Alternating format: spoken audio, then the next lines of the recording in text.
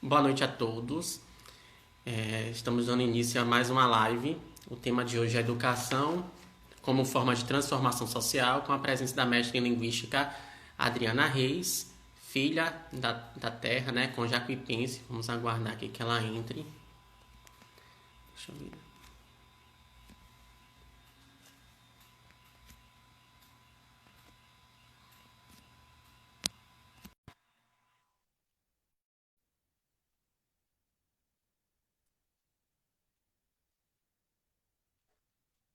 Dri, eu vou iniciar novamente porque caiu. A internet daqui não ajuda. Ah, tá bom. Você aqui. A internet não ajuda.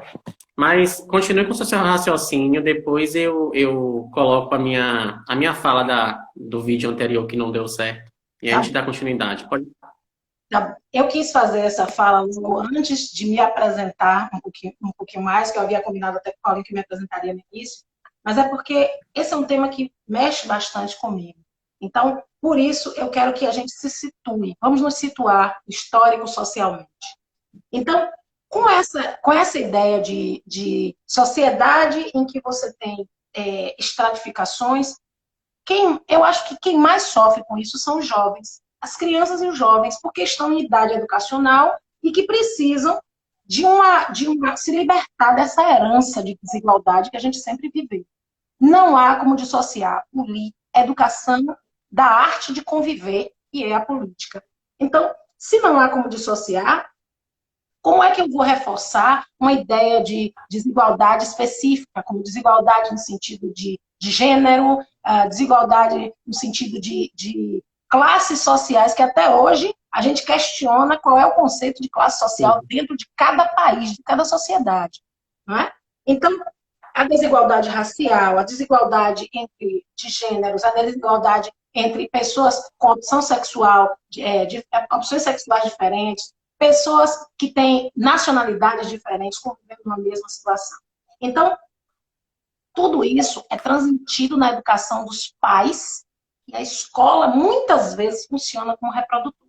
Então, é nesse sentido que a gente deve começar a falar de educação como transformação social. Bom, eu sou Adriana Reis, né? Sou professora do Colégio Estadual de Conceição do Jacuípe, já há um bocado de tempo, já tenho 30 anos de sala de aula, apesar de ser nova, viu, gente?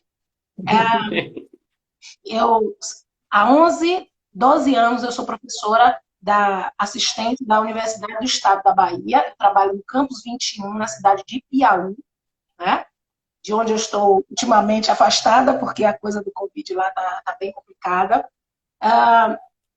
E estou sempre trabalhando, já trabalhei com turmas de magistério, né? Faço parte do Labedisco, que é um grupo de discussão de estudos Foucaultianos da Universidade Estadual de Feira de Santana, e estou sempre pensando a educação.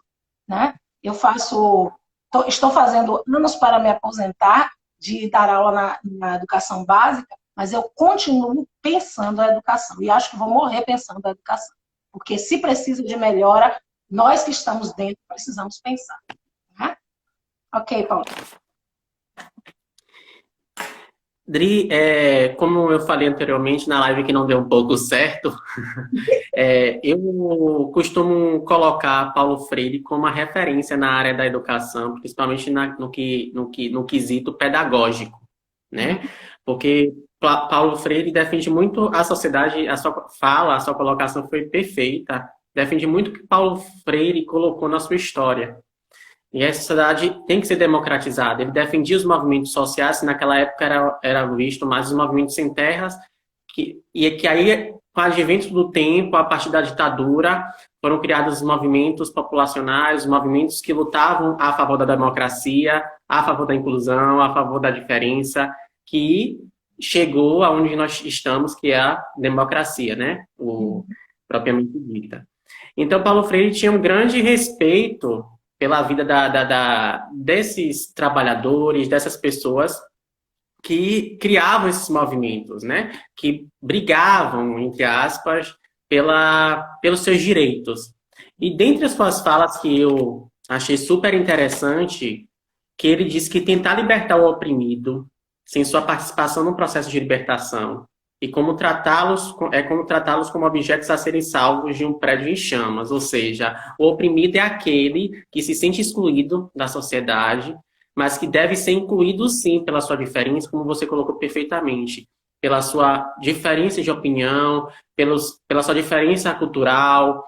E não é à toa que ele defende que a inclusão, né, o processo de educação é uma ferramenta educativa de inclusão, inclusiva, né? A questão histórico-cultural deve ser sim incluída nesse processo para a gente trabalhar, para a gente pensar no quesito inclusão. Então, passando a palavra para você, eu quero que você fale a importância, principalmente, desse processo de transformação social. Como você colocou da sua fala, é necessário pensar na questão de gênero, na questão de cultural, na questão local, enfim, diversos fatores incluem no processo educacional.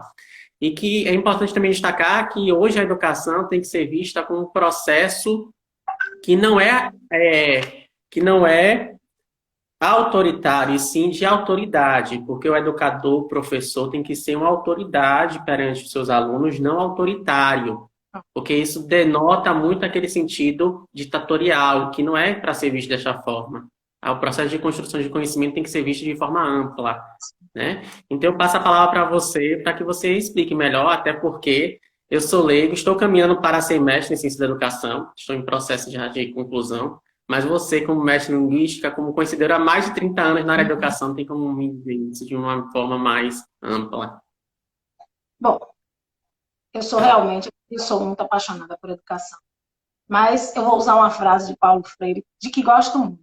Ninguém ignora tudo, ninguém sabe tudo. Todos nós sabemos de alguma coisa e todos nós ignoramos alguma coisa. Por isso aprendemos sempre. E é assim que a gente deve pensar nessa educação, nessa escola que é inclusiva, libertária e não essa prisão. Eu vou começar a falar sobre isso com um exemplo que me tocou muito. Quando eu fiz o mestrado, uma colega fazia uma pesquisa sobre os outdoors de propagandas de universidades. E os que ela encontrou para colocar na sua pesquisa, como corpos, foram sempre outdoors de universidades particulares de Feira de Santana.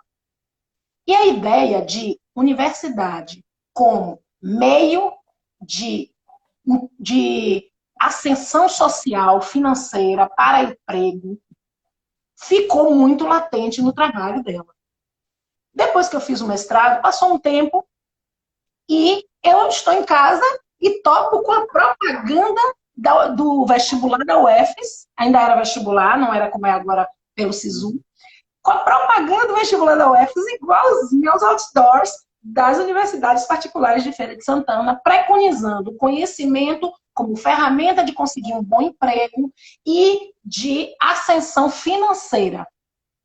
Bom, a gente precisa distinguir dois conceitos muito importantes aí.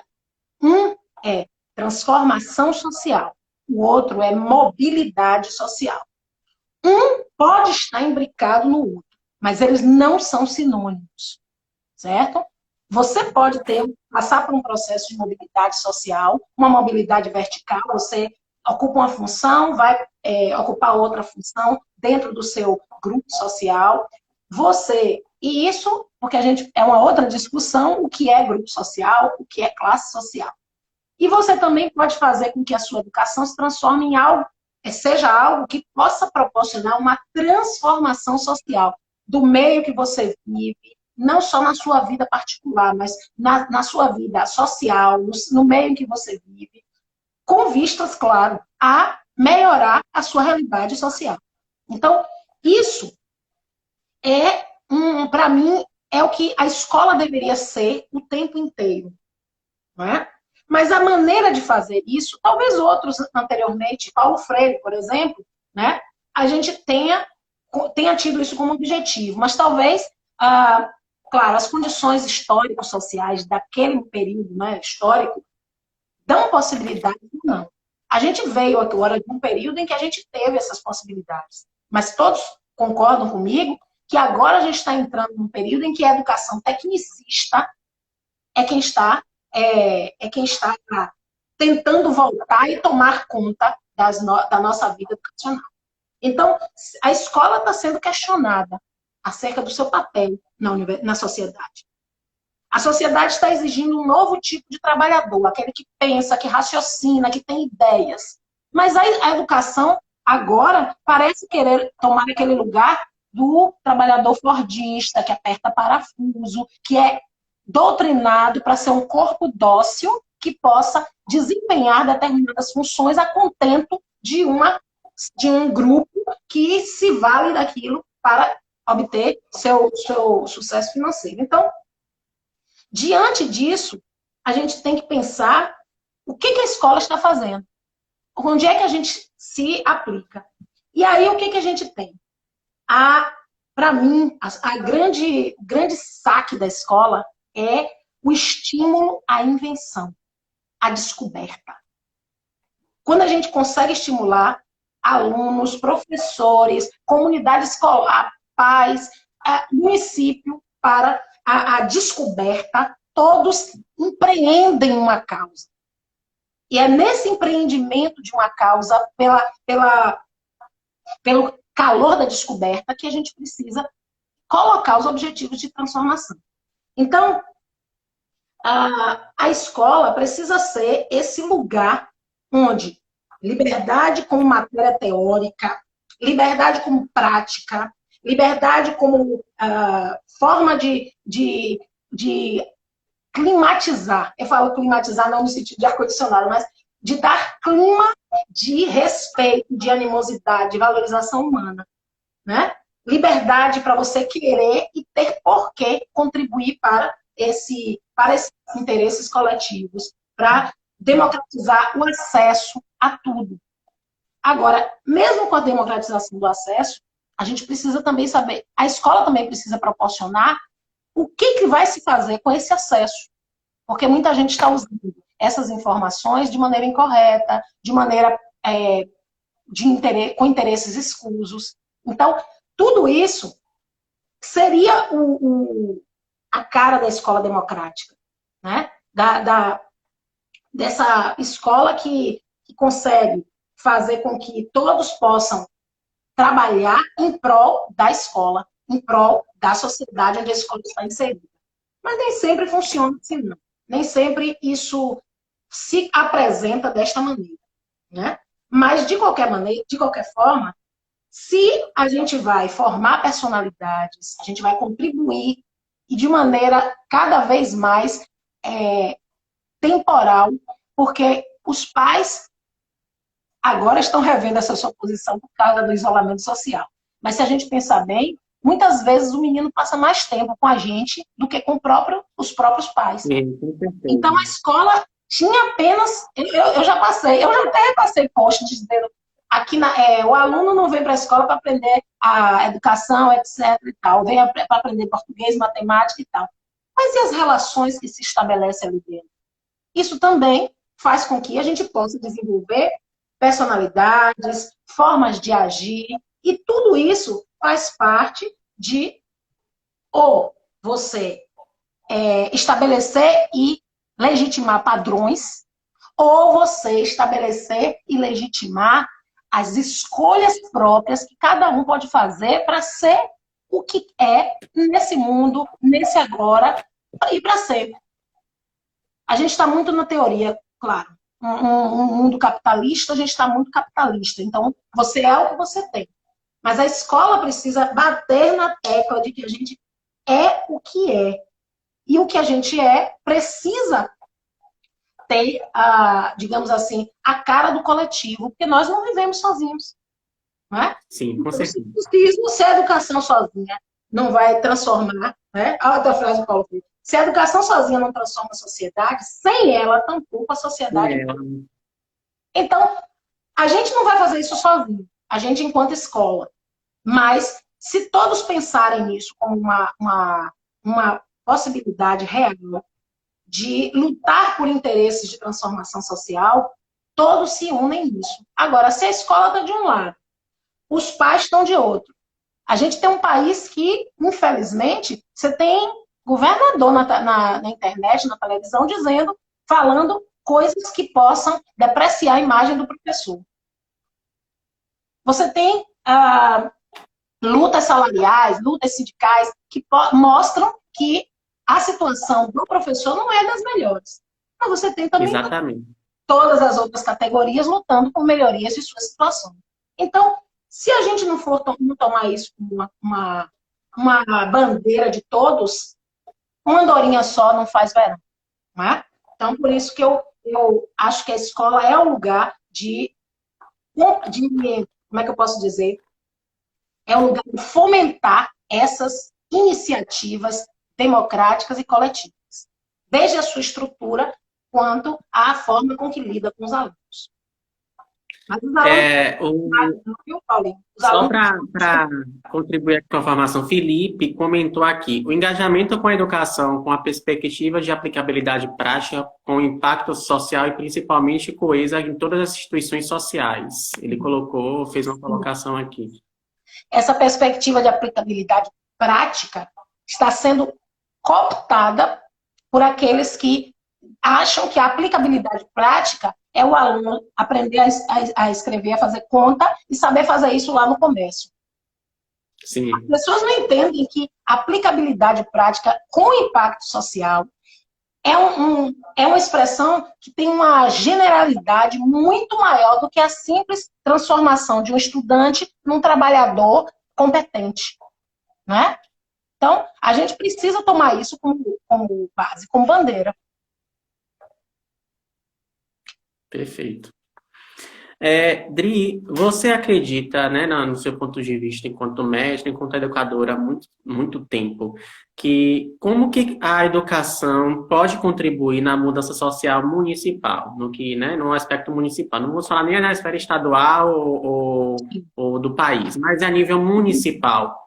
Como uma boa gestão educacional pode contribuir, né, para uma mudança social, para essa mudança local? Uhum. Bom, pensando nisso, eu queria levantar pontos específicos para essa gestão local. Digamos assim, eu já me coloco aqui que eu não estou falando de prefeita A ou B, eu não estou falando de educação municipal, porque eu acho que isso é o que deveria acontecer em todos os municípios do país. Mas, por exemplo, a educação ela tem que estar relacionada, de alguma maneira, ao político, ao econômico, ao científico e ao cultural daquela sociedade. Isso ela tem que estar em relação ao conhecimento, mas daquela sociedade. Então, fazer projetos, como a gente faz lá no SEMEC, projetos para estudar a água de Conceição do Jacuípe, fazer projetos para estudar o IDH de Conceição do Jacuípe. Esses projetos que a escola desenvolve para olhar, analisar, refletir e poder melhorar essa realidade social do município, tem que ser fomentados nas escolas. Não é só o ensino, o SEMEC, porque tem SEMEC, não, CSJ, porque tem ensino médio. Ensino básico. Básico, isso. E eu vejo muitos projetos das professoras do município aqui, que às vezes não tem apoio assim extra nenhum. Às vezes dentro da escola não tem apoio e, no entanto, saem projetos maravilhosos. Então, isso é um ponto que eu gostaria de elencar. Outra coisa é, o município precisa acompanhar todas as transformações técnicas, científicas que estão acontecendo. E eu não estou falando só em tempos de pandemia, não. Porque em tempos de pandemia, talvez o investimento, né, na área tecnológica possa vir, porque é uma necessidade urgente. O Conselho Estadual de Educação está pensando em como fazer essa melhoria desse acesso à internet por parte dos alunos. E isso se estende ao Conselho Federal, né? E eu acredito que as instâncias municipais também estejam pensando em como isso acontecer. Mas isso precisa estar atrelado a acompanhar as mudanças do Estado, do Brasil e do mundo. Isso é extremamente necessário. Outra coisa que eu acho interessante é a gestão democrática dentro da escola. É uma, é uma, é uma, uma expressão que parece que ganhou áreas de demagogia, como a própria expressão demagogia, né? Aquele demagogia, a condução do povo. Então, mesmo ganhando áreas de demagogia, mas essa gestão compartilhada, essa gestão democrática dentro da escola, deveria fazer parte da mentalidade de todos. Como a gente deveria gerir dentro da nossa casa, como a gente deveria ter uma gestão dentro do nosso trabalho, a gente tem na escola. Então, dentro da escola, você tem os grupos de pais, colegiado, você tem grupos de alunos, você tem os grupos de alunos que vão participar do Grêmio. A gente ativou o Grêmio lá no SEMEC, lá no CSJ, né? Então, tudo isso, eu vejo lá, por exemplo, temos um grupo só dos líderes e vice-líderes, que participam, atuam, decidem junto com o diretor o que é que vai ser feito da administração da escola. Os pais votam, né? Eu acho que todo município deveria, eu estou dando exemplo do CSJ porque é a realidade que eu conheço, mas eu não vejo Sim. por que essas ações não serem implantadas no município, nos municípios, né? Eu acho que há uma perspectiva de centralidade, de condução, que me preocupa muito. E por isso as coisas andam um pouco diferentes. Outra coisa que eu acho muito complicadas são as relações de poder dentro de todos os ambientes educacionais e fora deles, enquanto por parte de pessoas que pensam a educação. Essas relações de poder, às vezes, aos macropoderes e aos micropoderes. O professor, na sala de aula, está exercendo o seu poder, seu micropoder.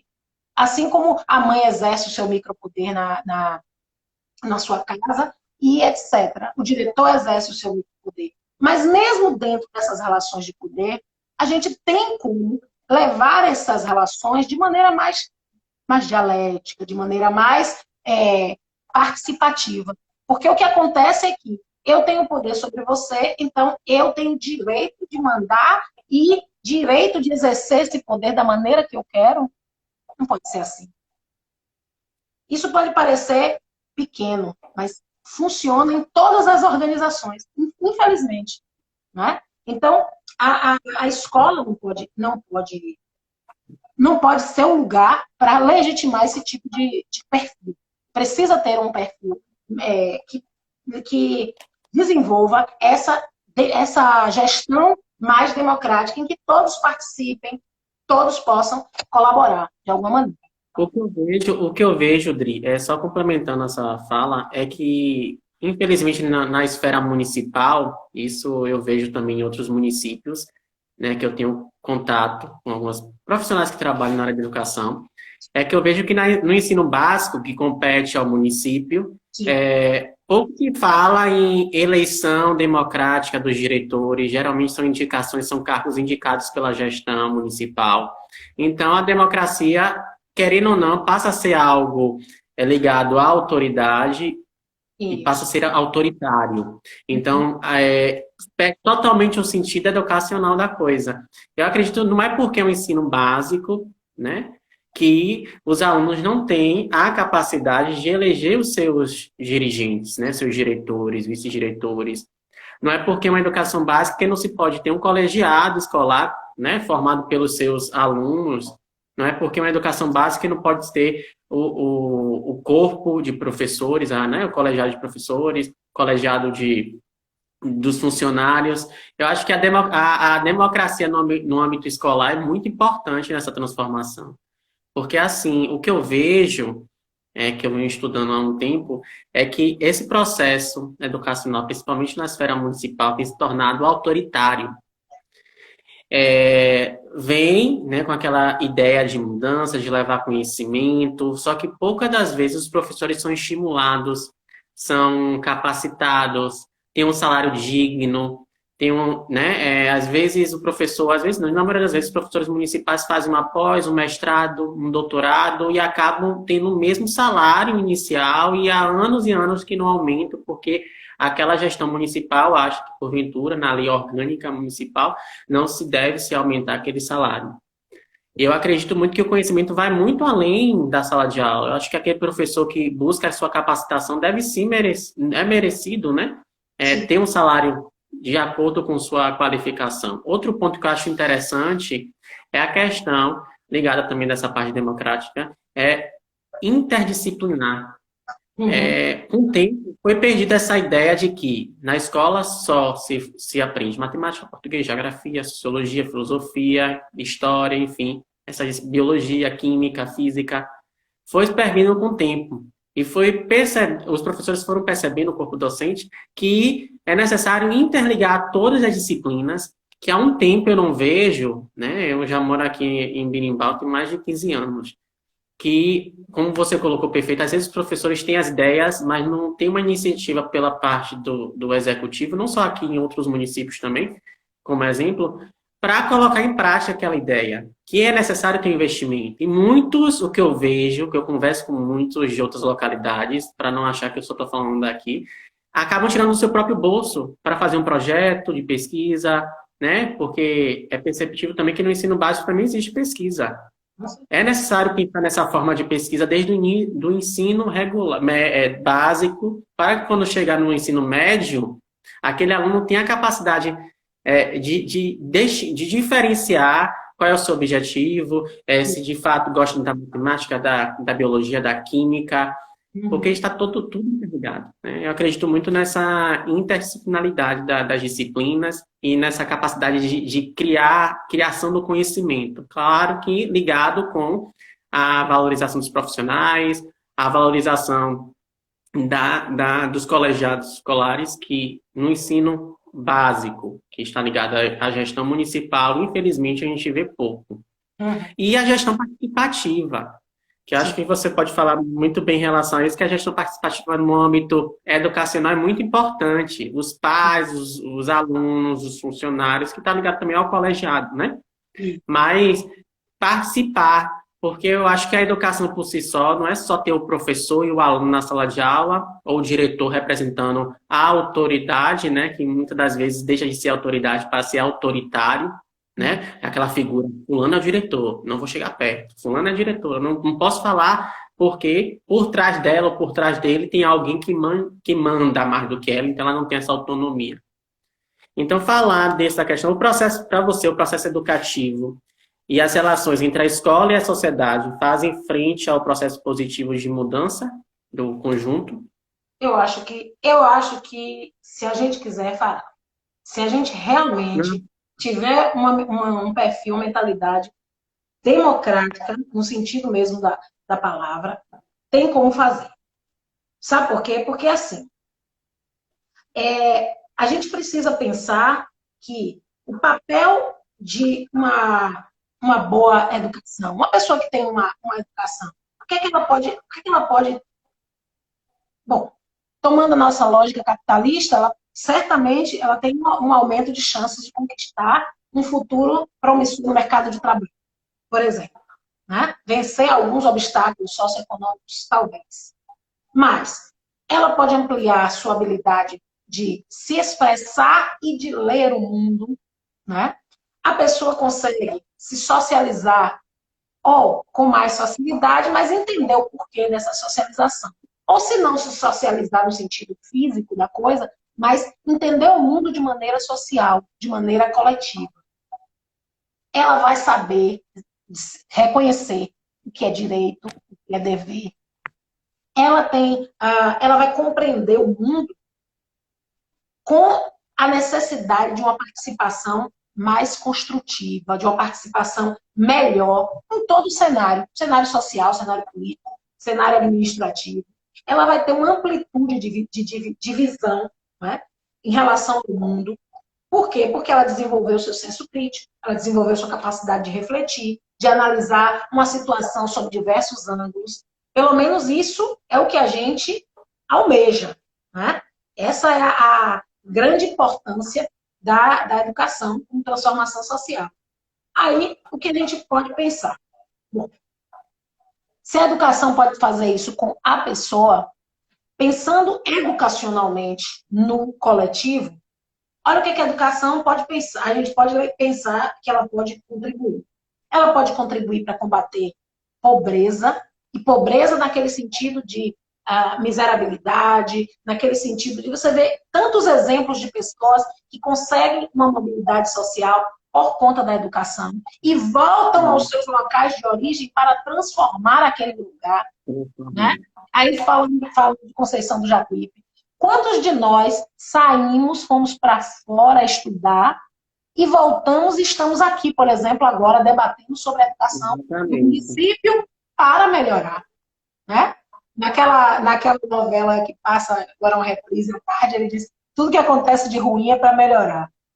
Pois quantas coisas de ruins já aconteceram para que a gente hoje tivesse ido e visse a necessidade de voltar ao nosso lugar de origem para melhorar essa situação. Né? Uma pessoa que tem uma educação, passa por uma educação positiva, uma educação que melhore, né?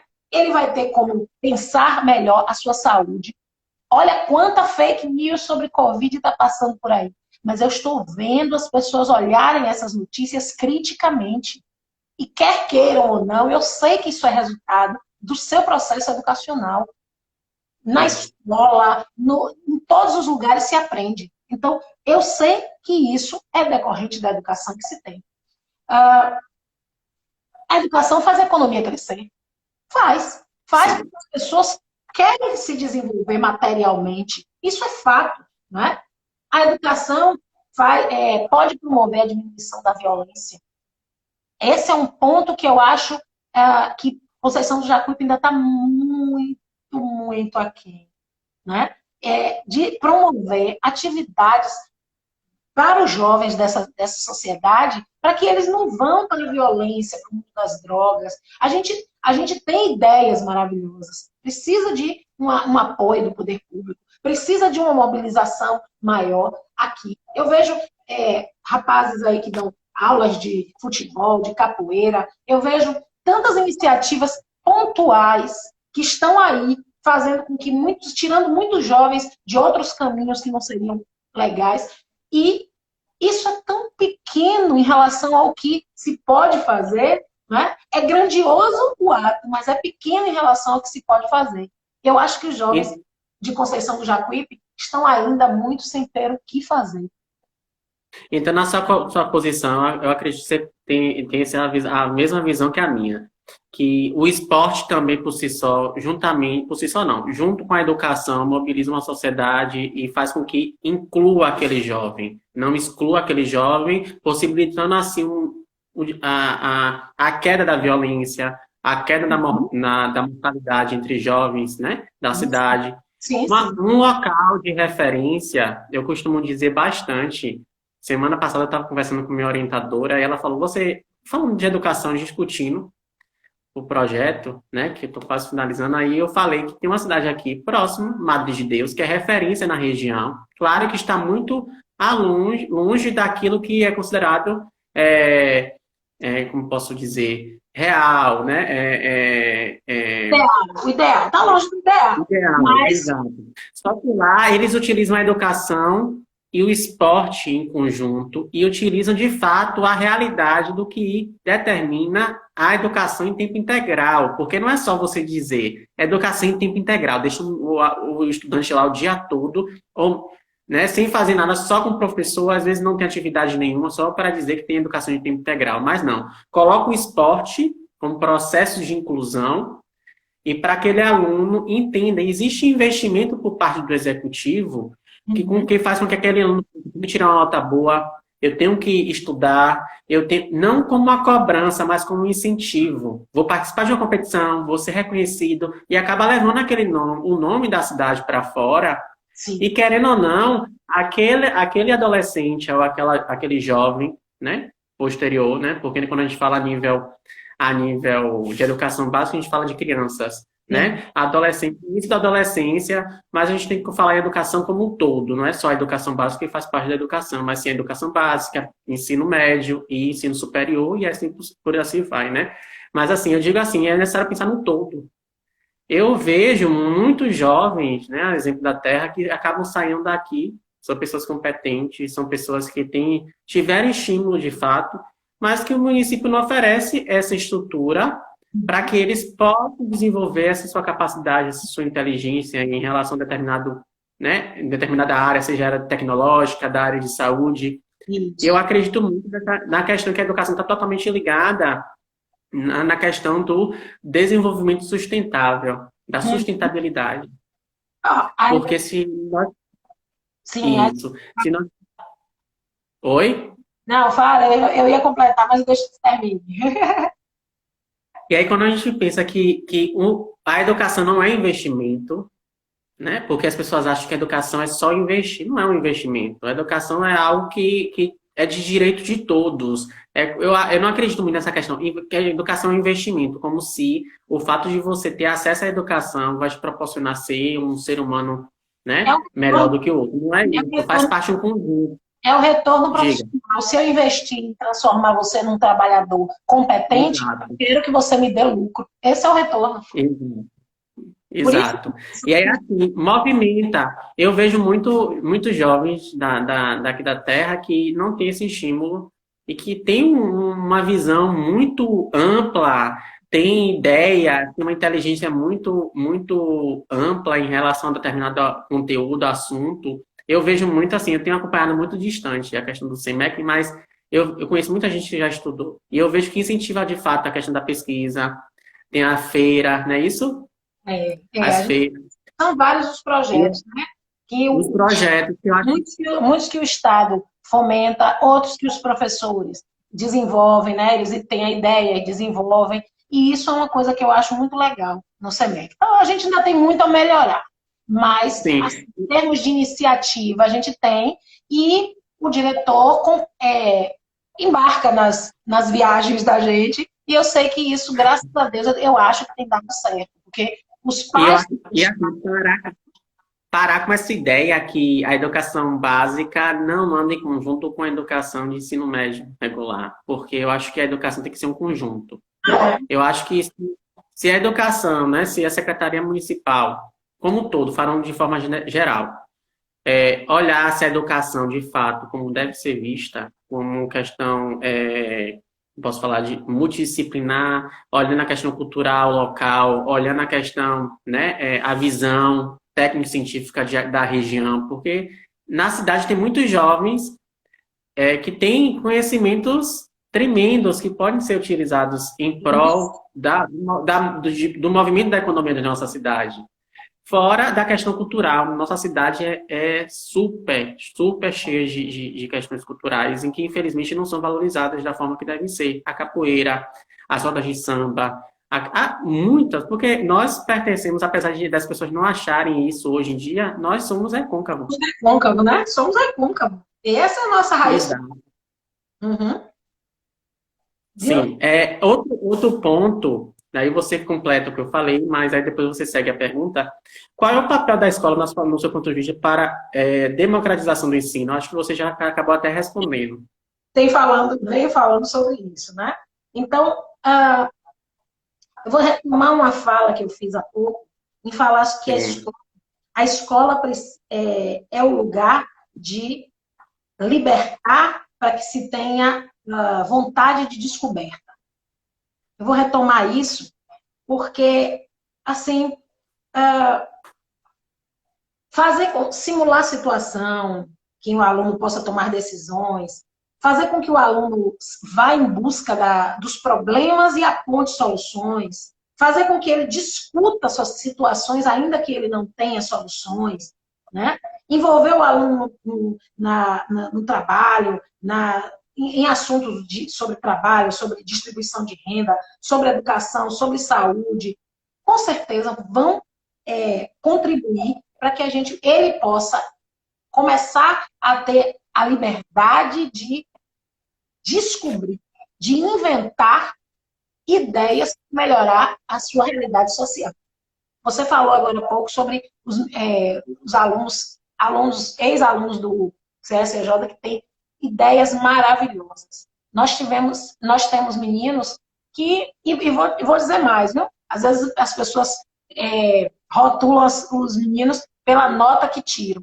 Eu tive alunos que, em termos quantitativos, eles foram de pouca expressão. No entanto, em termos de criatividade, e hoje, quando eu os vejo por aqui, pela cidade, fazendo, inventando, trabalhando, eu vejo o quanto eles se desenvolvem, o quanto eles são criativos, e eu tenho certeza de que, se ele não tirou nota 10, nota 8 em português ou em matemática, ele, com certeza, tirou nota 10 na administração da própria vida. Então, se isso aconteceu, eu sei que não foi a família sozinha que fez isso, porque boa parte da vida dele foi na escola. Então, e quer seja a ação de um professor, de vários professores, a ação da estrutura acadêmica, dos conteúdos que ele viu na escola, quer seja as ações dentro dos projetos, que são outro local de fomento ao aprendizado muito interessante e que muitas vezes estimulam muito mais o aluno do que estar sentado na sala de aula vendo o professor falar. Tudo isso faz com que o aluno queira inventar soluções para seu dia a dia. E eu sei que a escola tem muita responsabilidade em cima disso. Então, esse estímulo vai poder preparar o aluno para a transformação social.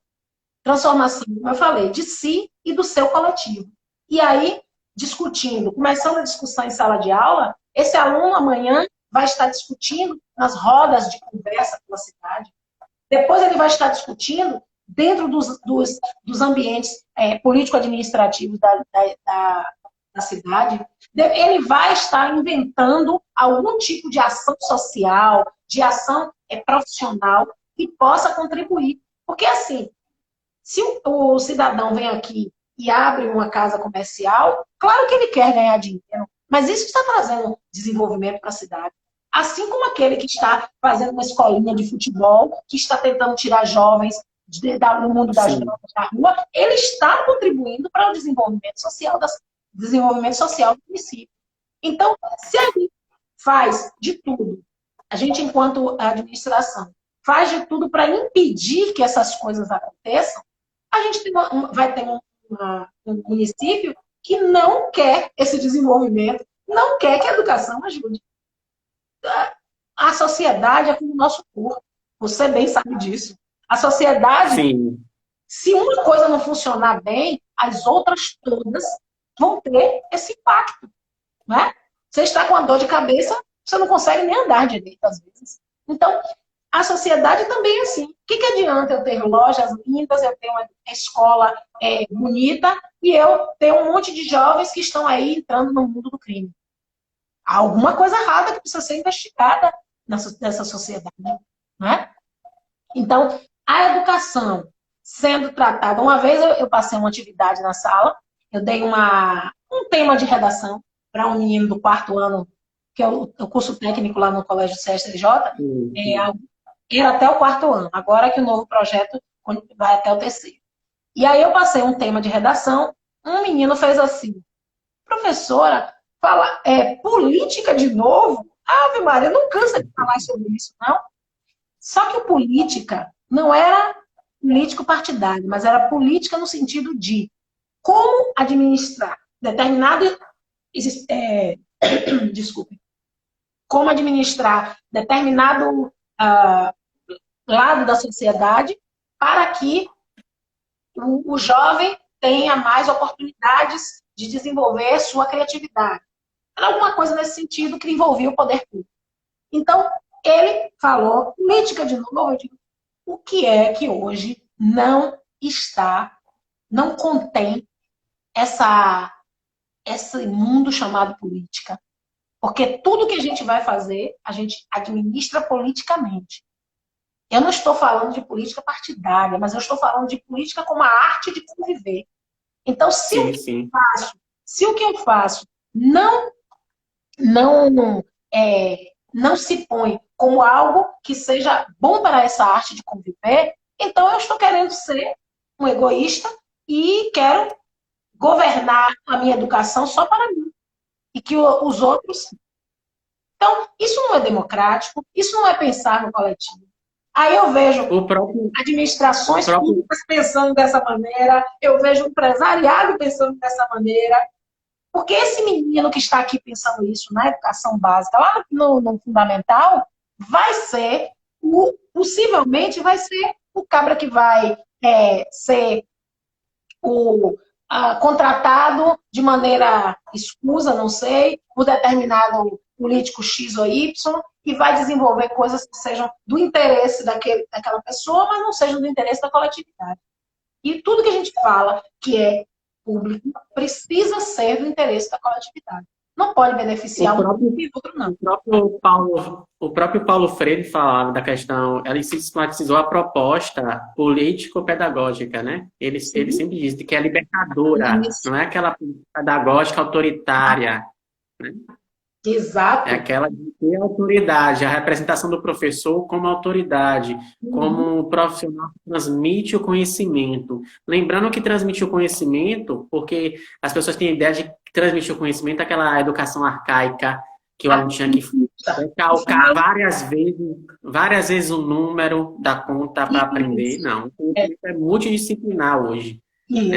É perceptível através de várias pesquisas que os alunos aprendem, não é por base de pressão.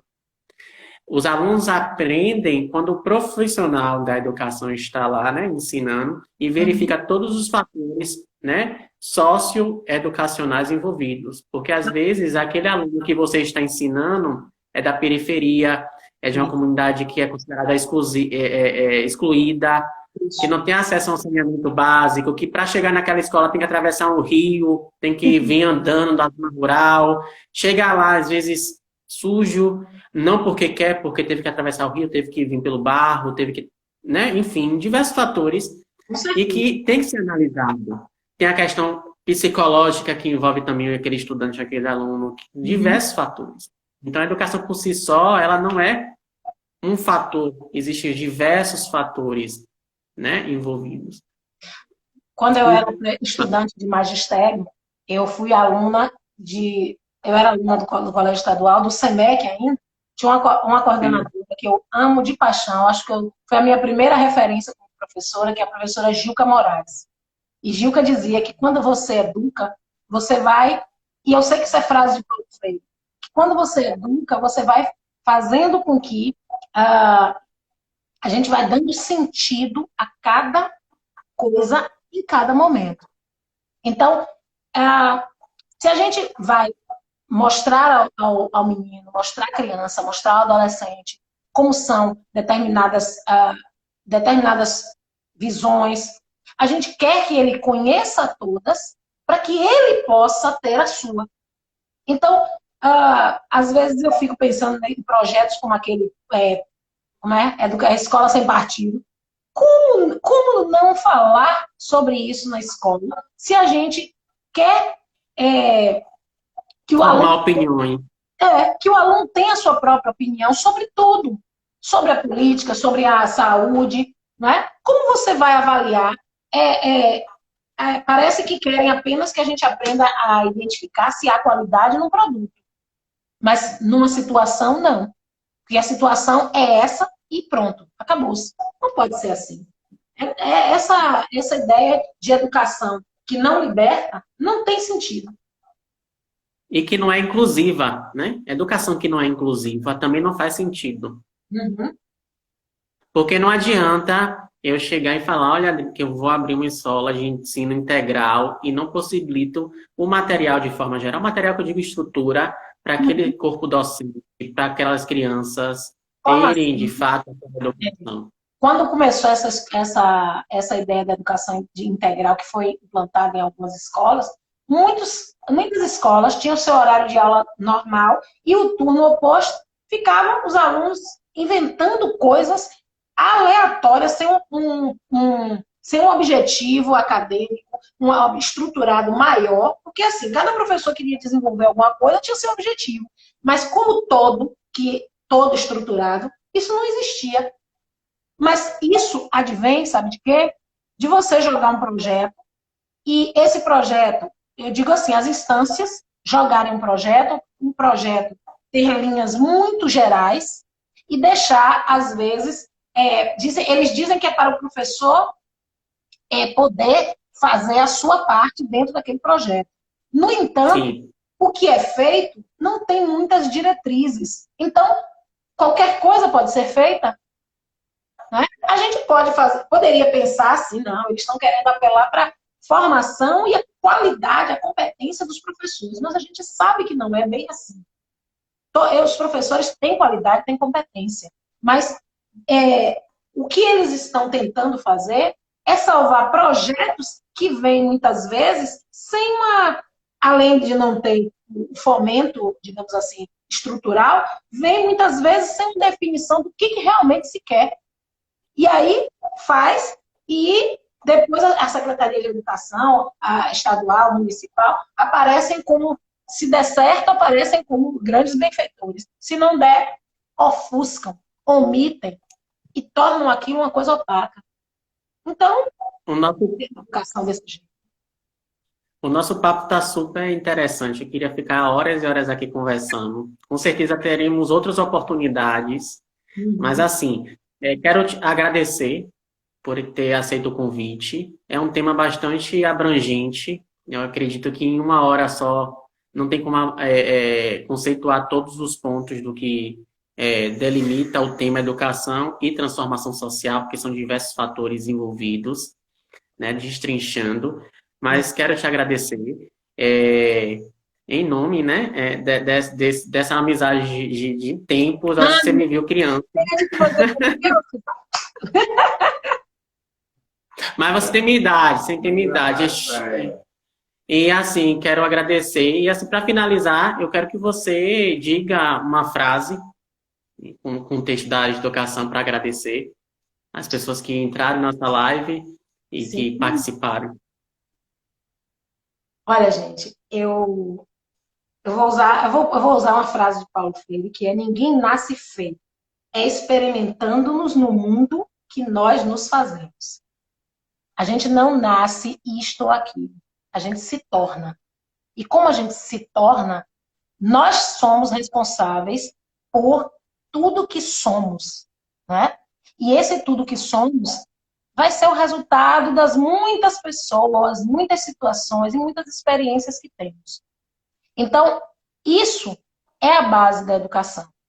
E se a gente tem boas experiências e a gente pensa no coletivo, a partir dessas boas experiências, a gente não vai querer o melhor só para a gente. A gente vai querer o melhor para a gente e para todos ao nosso redor. Então, eu desejo a todos que pensem no grupo. Nós somos um grupo. Aproveita agora esse período de isolamento social. Olhem mais a sua família e pensem que, enquanto município, também somos uma família. Enquanto Estado, enquanto Brasil, também somos uma família. Essa coisa do brasileiro, tudo querer levar vantagem particular em tudo, isso já era.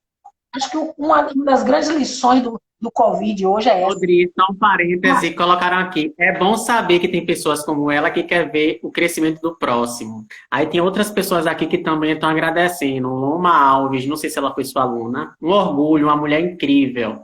Drica, maravilhosa. Aí, Nazaré Teixeira, muito bom. Pena que não consegui assistir desde o início. Dentre outros, que até perguntaram por que você não está aparecendo, mas o que importa é o conteúdo, né? Gente, E a live está salva. eu acho que o problema está entre o celular e a cadeira, porque eu não estou aparecendo. Não é possível que a internet esteja tão ruim, porque Paulinha está aparecendo perfeitamente aqui para mim.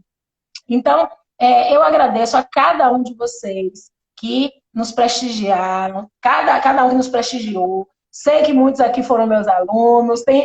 Eu vi aqui até uma aluna de lá da Neve, de Piauí. E eu espero que a gente consiga, juntos, melhorar a nossa cidade, melhorar nosso estar. Porque nós somos seres sociais, gente. A gente não vai escapar disso, né? Nunca a gente vai poder dizer, eu não preciso de ninguém.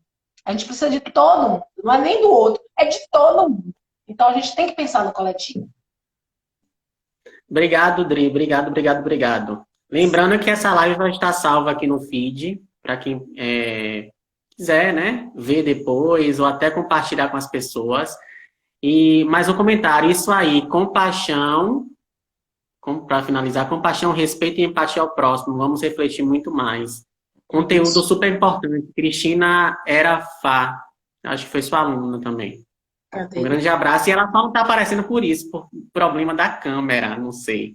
Ela. Mas A foi um Soraya momento aqui. bastante, foi um Soraya. momento bastante positivo. Obrigado, viu, Dri? E Obrigada. obrigado a todos Obrigada, que Paulinha. participaram. Obrigada pelo convite. Obrigada Tchau. por tudo. Um beijo a todo mundo. Tchau, tchau.